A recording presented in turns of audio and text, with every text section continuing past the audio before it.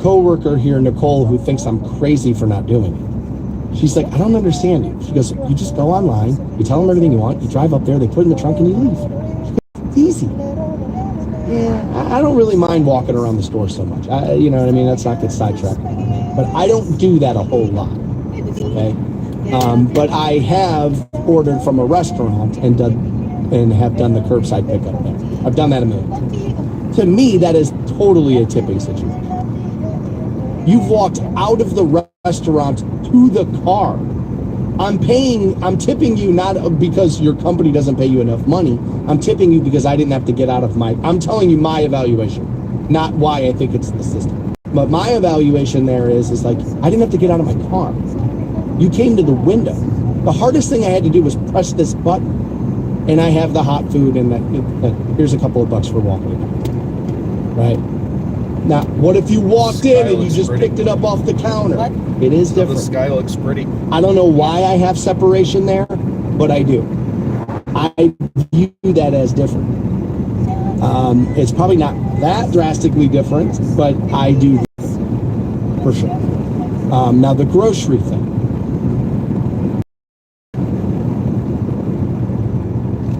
I'm assuming that if you're doing that, it's because of the bulk of the items, right? How many items you've got. And so I would assume then that that's a cart full of what, 4 to 6 bags, somewhere around there. That kind of feels like an average. And we're not shopping for the month. We're just stopping at the store between 4 and 6 bags, right? That seems probably about close to a typical run. That to me is like, okay, there's multiple items there. You're putting it in my car for me. You brought it outside. I'm tipping that person for sure. Now, Chrissy brings up an excellent point. And she says, just so you know, a couple of these retailers, she lists a few of them here, do not have a place for tips on their apps. So if the answer is yes to the tipping, Stansbury, how do we do it? Do I need to carry cash for this? A little food for thought, she says. Yeah, so I'm going to guess this is going to be a short-term problem, Chrissy. And by that I mean, I'm willing to bet that those apps will have a place to be tipping in short order. There was a time where there was no place to tip on the Uber app. And then all of a sudden, people were like, we need to be doing this for these drivers. Otherwise, they're going to bolt and they're going to leave, right? And so they ended up changing that. At the onset of Uber, they wanted no interaction with that whatsoever. They wanted it to be very seamless was what they were looking for, right? That when you got out of the car, you were done. Over. It was over. Now it's like, all right, let me tip this guy when it's over. And I don't think it really ruins the experience all that much, but they thought, initially, Uber's leadership thought early that it would. I don't think it has, but but that's, so what I'm saying is we've seen that change in the app. I've seen that. All right, so this question comes up every time. Adam's asking, what about FedEx and Amazon drivers?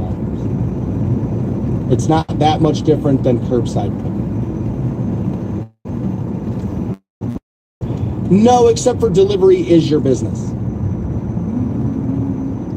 That's what it is. That's what you do. You are a delivery service. That's what you are in business for, is to deliver. Now, you can maybe make the same argument with the pizza guy. I guess maybe you can make the same argument. I don't know if a pizza place is in business to deliver to you. I think they do it because, well, it's convenient. But FedEx, by design, your job is to get the package from the place to me. That's what you've been contracted to do. I didn't necessarily pick FedEx. I bought something from somebody else and they ship using FedEx. That's a different system there, right? The Amazon thing, Amazon's allowing you to do it, right? Don't they have I think they did this. I don't know if it's a steady thing or if it was a promotion, short period, where they were giving people the option to give a $5 tip to the Amazon driver. I kind of feel like you guys have overtaken the post office, essentially, FedEx, right? I know the post office is still a thing and the mail still comes, but back in the day, people would tip your mail. Around the holidays, right? The person who delivered the mail a bottle of booze. In a building who had a doorman, you tipped that guy at the holiday season, right? Like, and so I could understand it. I think you're going to have a hard time with the tipping of that. Most people get their Amazon package delivered to their house when they're not there. And literally then we drive home and hope that somebody didn't steal it off of our porch. That's going to be a hard, it's not like you're ringing the doorbell, I'm opening it, you're handing it to me. It's not, it doesn't feel service based. It doesn't. It feels like, here, I left this on the ground for you. Like that doesn't, that now some things in with FedEx you have to sign for, and like there is that. I don't want anybody thinking I don't understand things. There's going to be a major disconnect there. When you're, that is, I mean, I get it. It's, you're the one actually delivering, but FedEx's job is like, that's what they're in business. What FedEx did is say, look, the post office sucks. We know it sucks. You know it sucks. We're going to start this. We'll be better at this than they are. And so like they were looking to fill a gap there, and then created a well, not industry, but created a corporation on the back of delivery. Like that's what the job itself is. I think it's different. I don't know why I'm probably not selling you, is because it probably, this sounds to me like you're a driver for one of those two companies, and I'm probably not scoring myself any favors with people in that industry right now. But I don't see it the same way. I don't. It's just, that to me is a very different thing. When people tip in a restaurant, they're tipping over the service. People don't normally sit there and think to themselves, oh my God, the CEO of Outback is screwing this poor lady over. Let me make sure she makes money. That's not why. Most people, let's be honest, a lot of people are tipping because it's the standard. It's what you've done. You saw your parents do it. You saw your grandparents do it. This is just what we do. If we literally started the system over from scratch, most people today would tell you absolutely not on that. Right? And so if that's going to be true of all of these, good luck, trying to cram these next things in here. You know what I mean? Like FedEx and Amazon with that. I don't think you're going to see a lot of that happen. Holly says some places do not allow their employees to accept a tip for grocery. Yeah, it's a tough spot there, man. Like, because you don't want the kid to get in trouble, or the person, whoever it happens to be. You don't want the employee to get in trouble while you're trying to do the right thing. My guess is if you stuck a $5 bill out the window and the kid grabs it from you, puts it in his pocket, nobody's ever going to know. Are there cameras? Yes. How often people are looking at those cameras just to be looking at them versus, hey, there was an incident at 314, pull up the security tape. I think you can probably get away with it, but you're not wrong that a lot of places frown on that and do not want you tipping their employees. I don't understand it. I don't know what the basis of that would be. But yeah, curbside to me feels as if going to pick it up and doing all of that. There's a reason why I paid to overnight. To me, that's a completely different system. Around the holiday, do I understand people wanting to go, all right, man, maybe throw a couple of things here? Yeah. There's also another difference. The server is my server. The guy who drops off my package from FedEx on Monday might not be the guy who does it on Wednesday, and vice versa. You know what I mean? And the same could be said about Amazon. As a matter of fact, yesterday I can tell you there were 3 different Amazon trucks on my street at the same time. 3 of them. I was like, man, somebody in the logistics of this didn't get this figured out, right? There should not be 3 of these guys on the street all at the same time. Let me see here. It says, I can't say for sure, but it seems like Walmart hires employees just for curbside pickup. I'm sure it's becoming more and more popular. Yeah, absolutely. I'm sure it's becoming, again, I have people who I work with who think I'm crazy for not using it, for not utilizing it. So I'm sure it's becoming more and more of the thing.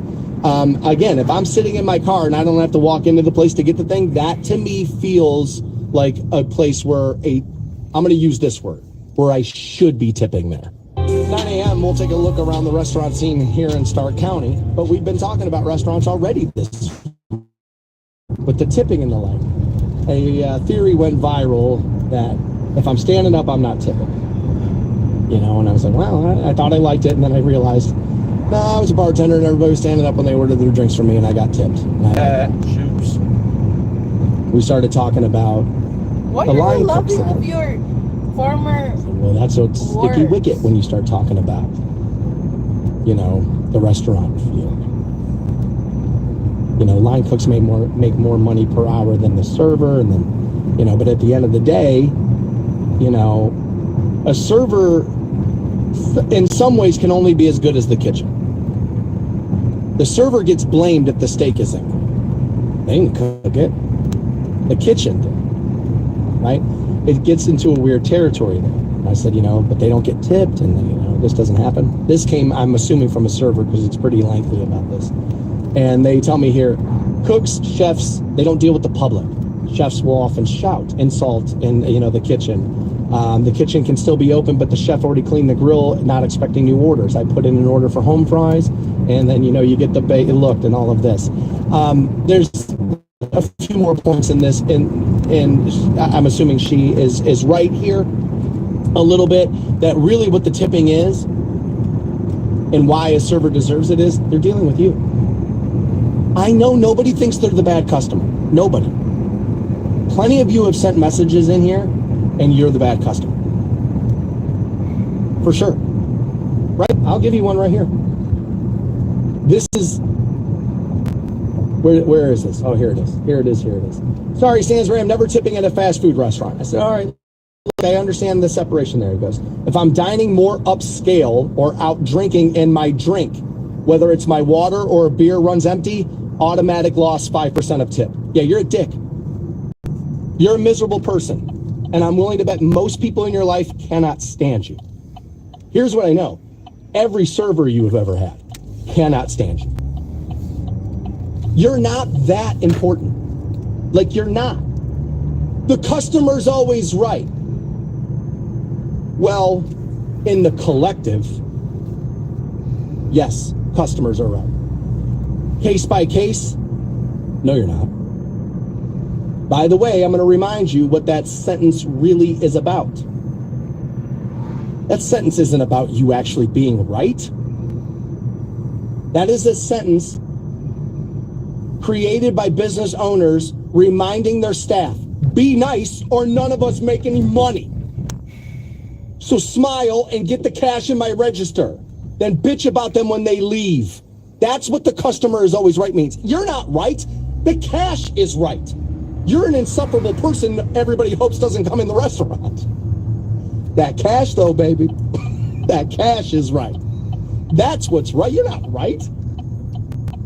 What, you don't think servers can be busy to the point to where you may not get your refill before? Yeah, let me get this straight. You're not even allowed to run out of the liquid in your glass before you pull tips back? Yeah, you're insufferable. I'm sorry. The busier the restaurant is, the more likely you are going to deal with that. If it's slow, if you're the only table in there and you're getting bad service, I understand tipping less money. I don't do it, but I understand it. I actually am the opposite. I will tip you so much money that you know I'm doing it because I thought you sucked at this. I'm showing you. You're terrible at this. And I will over-tip. Now, some people will tell you you're rewarding them and they think they did a good job and this and that. It's like, nah, dude, you know. I was a server. You know when somebody's being a dick with their tipping.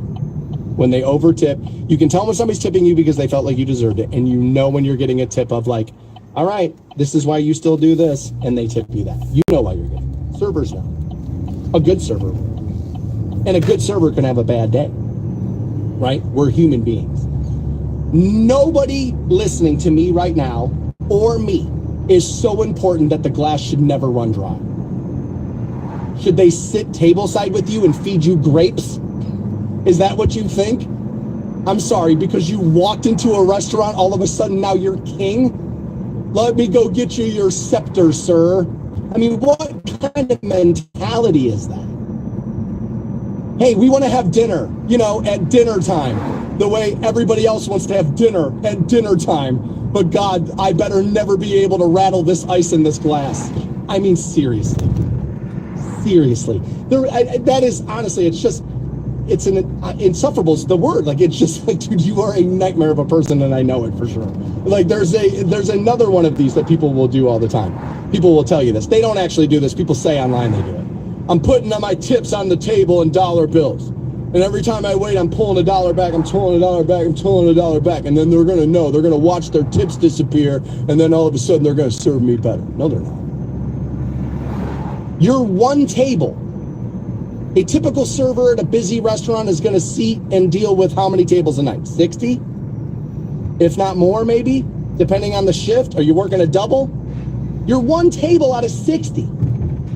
The next table is going to make up for the $2 you didn't tip them because your glass was empty for 30 seconds. Who the hell do we think we are? Seriously, who do we think we are? This again proves what I'm always saying about you and your jobs, right? Listen, I always say, if I brought you in here and I interviewed you for a half hour and then I went to the phone and I said, what should this job pay? If you found out what you thought people think you're worth, you would punch everybody in the world. This is who we all are. My job should pay a lot of money. I should only have to pay $3 for this thing that's worth $200. It doesn't work like that. It doesn't work. Should you get good service since you're paying for service? Yes. By and large, do you most of the time get good service? Yes. Now, here comes the part that kind of stings for the customer. There's a difference between good and acceptable service and you having your ass kissed. Those are wildly different things. And not tipping somebody because they didn't lick your taint while you were in there isn't the same thing as you getting bad service. Stansbury Show on Rock 106.9. We've been talking about tipping this morning. Tipflation is everywhere. But I also ran across this, and it's money related, and I think we can all get together on this one, right? We can have different opinions on the tipping and the like, but I feel like this conversation about money will bring us all back together, one big happy family. Right? And this is Draymond Green talking about NBA. People have looked into this. Apparently, the man has made 100 more than a few times in this conversation. He obviously doesn't. Right? There are taxes, and then he lives in California, and Shaq. Yeah, man, you paying the California taxes. Good luck with that, right? And he was, talking about that. There's agent fees. There's a lot of different things. It's still plenty of money. More than enough. I will hear a football player's complaint about not making enough money in their career way before I will hear it from an NBA player who is the average length average is about 3.5, 4 years. I know Tom Brady's of the world get all the headlines and all this. Not most players. In the NBA, if you're a player like Draymond for a long ass time and make that money. What? Now there is, and you wouldn't, I guess some of you, I mean, it's a weird thing with athletes where it's like, nah, dude, I have to pay off everybody I've ever known. It's strange. Like, bucket it. Draymond talked about NBA fine. Said, I fined $100,000. It took my mom 4 years to make $100,000 back in the day.